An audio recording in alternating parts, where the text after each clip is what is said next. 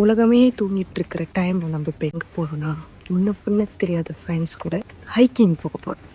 இன்ட்ரெஸ்டிங்காக இருக்குது, அங்கே போகலாம்.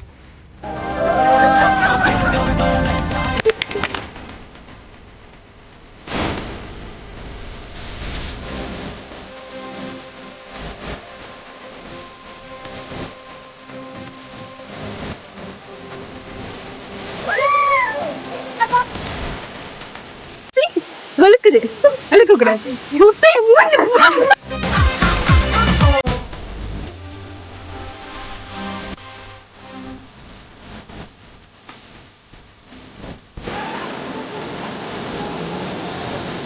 நாங்க இப்போ வந்து ஸ்லைட் பண்ண போறோம் ஃப்ரெண்ட்ஸ்.